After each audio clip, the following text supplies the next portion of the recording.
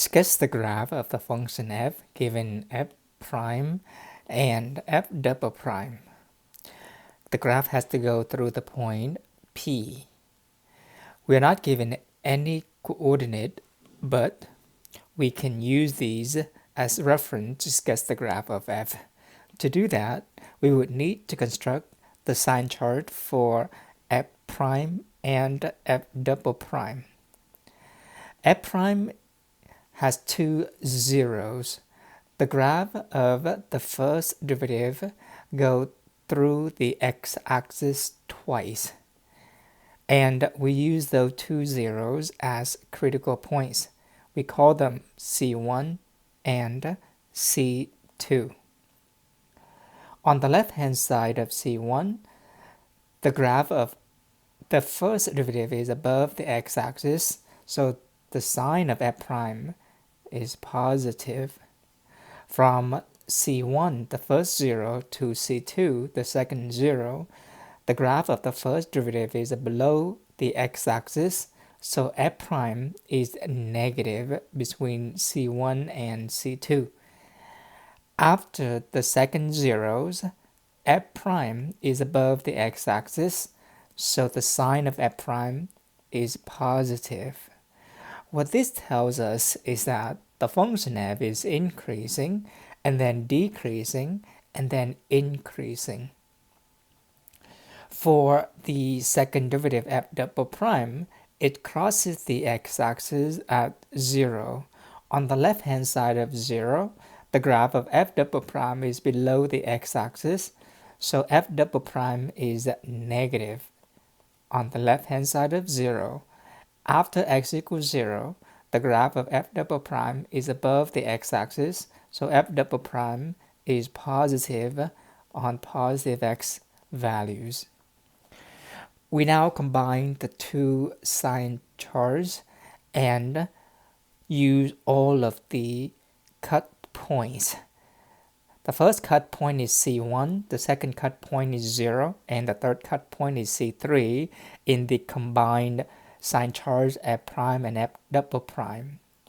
We see that from negative infinity to the first zero of the first derivative, the function is increasing and concave down, increasing and concave down. So that would be the shape of the graph.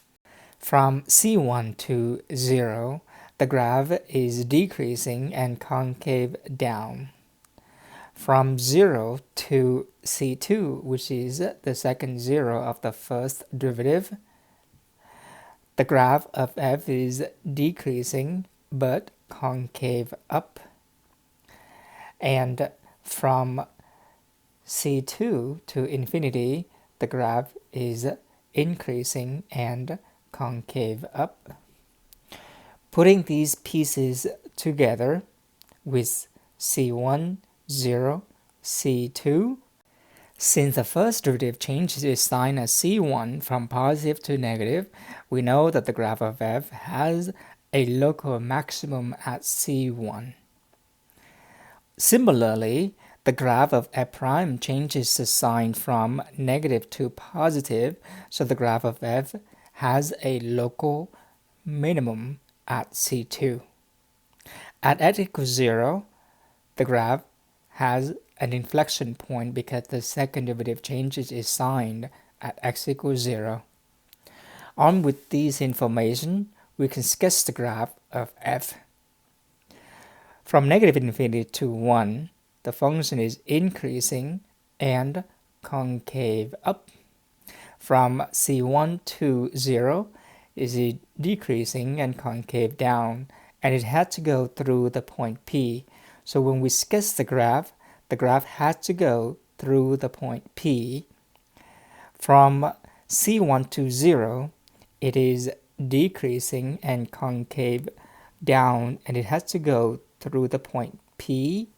And then on the left-hand side of C1, the graph is increasing and concave down.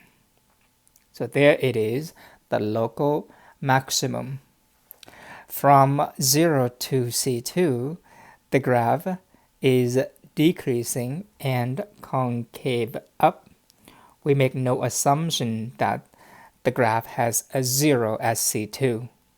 It has the local minimum as C2 though. From C2 to infinity, the graph is increasing and concave up. We now have the complete graph of f, although this graph is not unique. As long as we have a local minimum as C1, the graph goes through the y-intercept at the point P, and the local minimum as C2, and it follows this shape, then it satisfies the given information.